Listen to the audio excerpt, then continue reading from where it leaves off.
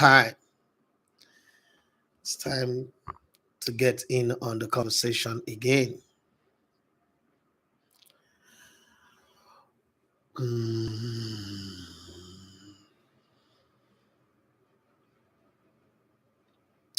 All right, guys, it's 9 a.m. already from Nigeria. I'm in the beautiful city of Abuja, the capital territory of Nigeria. The Super Eagles are in town. That's the reason why Daffy has left Lagos, left his family, left his work, and moved the mobile studio to Abuja. So if you're listening to me right now on the mobile application, it is Elegbeted TV radio. You obviously know it. That's why you're there. If you are on the web, World Wide Web, www.elegbetedtv.com/radio, thank you very much for joining us. Anywhere you are joining us from, we are grateful to have you. And if you are watching us live on YouTube or on Instagram, thank you as well for joining us. My name is Idafe Matthew Esogana. You love to call me the Elegbeta One of Sports. This is the Sports Buffet. In the evening, we have my Abuja diary where I explain to you where I've been in the day, things that I have done, and my experience with the Super Eagles. Today, definitely, we're going to go back again for training in the evening by 5 p.m. So when training is done, I will be right here to give you a breakdown of who and who made it to the training ground, who is in camp, and who is not there yet, and who is expected. But I do hope that we would have a full house by today evening. The players know what's at stake. They weren't at the World Cup. They didn't have a great Nations Cup. Some of them didn't even make it to the Nations Cup. So there is hunger. I saw a training yesterday. What I saw, I liked. I wouldn't lie about that. The attitude of the players. The funny thing is, you come to the Eagles camp, the attitude of the players are always fantastic. Like I said yesterday in the diary section, in case you didn't watch it for that 41 minutes that we ran it, I talked about Wilfred Ndidi, who came in with a knock. Joseph Aribo needed ice bath after intensive training. Also, what's his name now? Paul Onuachu, as well as Ademola Lookman. We're still expecting Victor Osimhen, Kelechi Iheanacho, we didn't see him there. Samuel Chukwueze, even a few other players that have not made it. Alex Iwobi was there yesterday. Paul Onuachu is a tall player, as tall as Victor Agali, if not more. It made me look like a dwarf. He's a man mountain, very big. He's a massive player. Yeah, but that said, that was how it went yesterday. Today, it's the Sports Buffet. So we're going to take it international, and we're going to go back and talk about the sports problem, right? We've seen the ranting of Antonio Conte. Unfortunately, the way YouTube is, we can't even play that voice. I would have loved to go back to the voice and say, okay, let's put the voice on the platter on the show. But then you do that, you get strike, you get suspended. Your channel could get suspended because you're using content that you have no permission about. And then I'm also going to say some good news about the film that I'm doing with my friends, in collaboration with my friends in Hong Kong. It's nearing conclusion. We're getting close to the editing part. All the shootings are almost done. We only have one or two more location shot, and we are done. Well, it's been a while. It's been a long time coming. That movie has taken over 5 years. It's been over 5 years or 6 years in the making. We're almost there now. I saw a little preview today. I saw a little preview, 3 minutes preview, and I was in tears. I mean, so I cry a lot, right? But there are times when I cry because I'm just looking at myself. I'm remembering as I watched those 3 minutes, my whole life flashed before me. When I say my whole life, like my mind went back to, the first time I met my mom. I was 5 years old on that Christmas day before my 5th birthday. And, the journey, the whole, you can never make it in life. You are nobody. You are not better than a slave. You can die as a fowl. It's just if you die and the fowl will die, we will mourn the fowl, mother will mourn you. All the stuff, in my childhood, the whole abuse, the whole issues, and I'm saying, like, wait a minute. I tried to do a documentary on the Super Eagles We put it on hold because we didn't qualify for the World Cup. Didn't even stop. Went straight to go and do this one in Hong Kong. It's almost done. It doesn't need a World Cup qualifier. It doesn't need a Nations Cup qualifier. It's almost done. It's just generic on its own. And it's this small boy of that day that's made all this happen. Started an online radio, started a YouTube channel, having over 11,000 subscribers and still growing. It could only be God, And sometimes that, sometimes we're so engrossed with the I don't have this, I have not bought a range or a G-Wagon, a private jet, a private Highland, Highland somewhere, many things that we forget to be grateful for. Some of the little things that are really the things that matters the most. Being able to connect with people. COVID was meant to disconnect people, but it got me closer to a lot of people, got me connected to continents, people in different continents and different parts of the world. And technology also made that possible. And it's also technology that's making it possible that I can reach you guys on YouTube, on Instagram, on the radio, and everywhere right now. It could only be God. That's the way I see it. And knowing that, I'm getting a bit emotional now. Knowing that this film is not ready and we might. Okay, so I need to take my breakfast. Hold on, guys. Shit, sorry, guys. Uh, yeah, so just put it on that bed. I'll come give you the room service money later. I'm coming down. I'm on my live show. Okay. Thank you very much. What's your name again? John. John.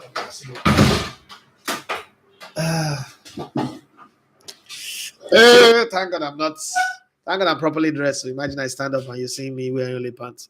Oh, and thank God for that guy that came in and broke the whole emotional journey that I'm going through. So I'm just here trying to tell somebody that it doesn't matter how big your dream is, it can happen. It really can happen. One of the things that I decided to do when it was obvious that okay, I needed a change. I needed to move when I needed to change my job and all that was that I said to myself, I want to tell the story of sportsmen and women. And it's a very difficult thing to do, okay? It's a difficult thing to do because you have to travel, you have to meet people, you have to take permission. Sports stories are not like Nollywood movies where you just go to location and just shoot. Movies or documentaries means you need to get clips, original clips, and those clips are not yours. You have to pay in their thousands. 60 seconds clip, for instance, of a FIFA game is $10,000. CAF is about 7,500. Asia is the same $10,000. So to be able to raise those kind of money, it's not easy. And to even come up with the idea, to think about it, and sometimes the worst thing you do is you go out there and you talk to people and say, this is what I have in mind. This is what I want to do. And you're not even asking them to fund you or to give you money. But something on the inside of them is already telling them that I like say you want to beg me money in a format, you want to beg me money. And they're like, that thing is not doable, it's not possible. Nobody's ever done it like on a individual scale. The only people that have done it are companies and all that. So why do you think you can do it? I don't think you should do it. You don't waste your time. And then eventually you get hurt because it didn't come true. But hey, God can make big things out of small things. You know how you people say that what God cannot do does not exist.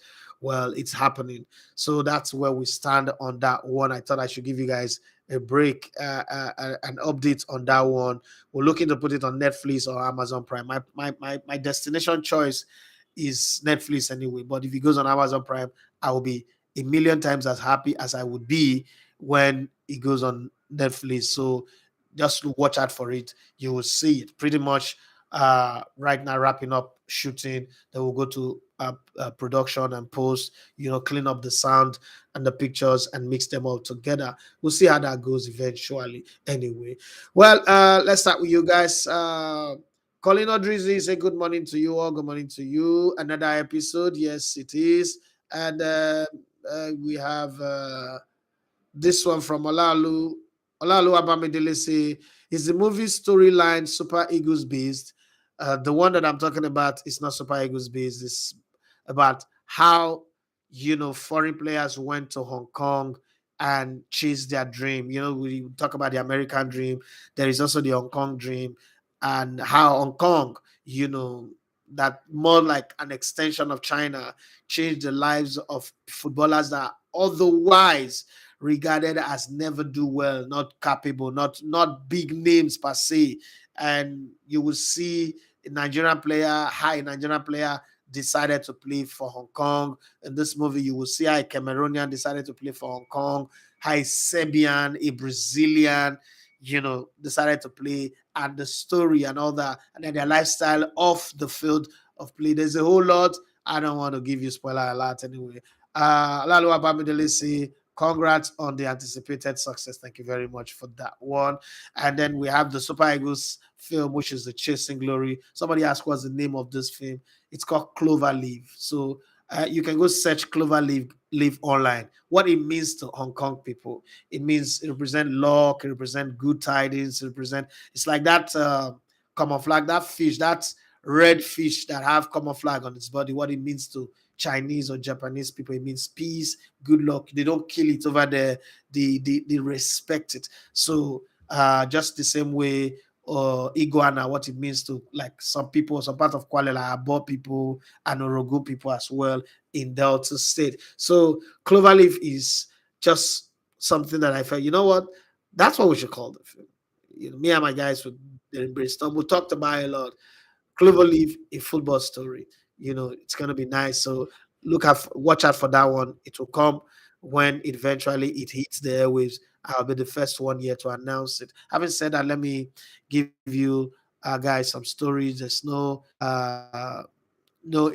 club football right now. It's international break, but that doesn't mean that there are no stories to talk about.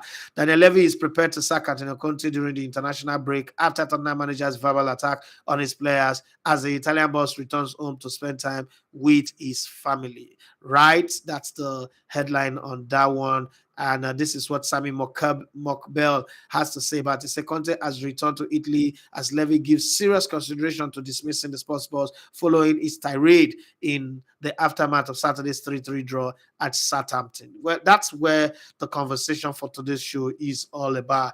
What is the best solution for Spurs? Spurs have got more than 20 years now, not winning anything. They said that they had this small stadium, they built a new stadium, everything will fall in place. It doesn't seem like it's falling into place. It doesn't even look like they will make the top four this season at the end of the season, where miracles can happen, especially with Liverpool playing the way they're playing, and Newcastle not looking consistent anyway, where they scored the last minute penalty by Isaac the other day. So let's just hope that they can come on the upward surge again. Man United are also not doing too consistently, so maybe that would also open the back door for them. But if you are in position to take a decision, where is the real solution here? Sacking Conte, would sacking Conte be the problem?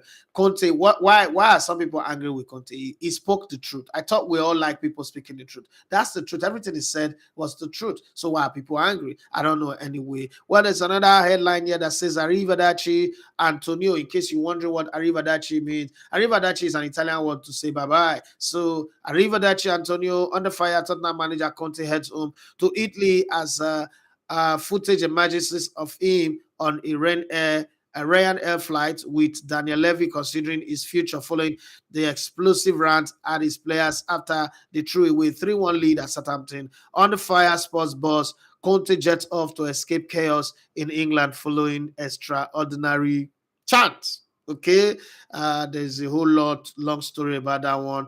Now, well, there's some different type of news, but still coming out of Tottenham Hotspur.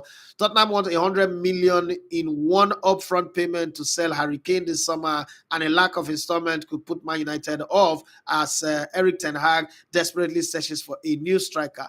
That now opens the door for them to chase Victor Osimhen, even though they might pay more, but it just means that the door to Victor Osimhen is open. What do I mean by that? I'm not sure Aurelio De Laurentiis, if you offer him 150 million right now, he would say no if they make it an installment, probably 5 installments of 30 million or a three installment of 50 million. It all depends on what they negotiate on the negotiation table. So let's hope that happens. Talking about Napoli, Tottenham forgotten midfielder Tonge Ndombele is set for Spurs return, as Napoli don't want to activate the permanent loan clause, even though he scored the other day against their opponent, but just don't want to keep him. It's not a super starter. He's always coming from the bench. But the Serie leaders could re-enter negotiation for the 26-year-old. Let's see how it goes at the end of the day. Now let's come up, get to troubled waters where there's crisis and go to a place where a team is chasing glory in three competitions: the league, Champions League, and the FA Cup. Wants to go down low and buy a player for cheap.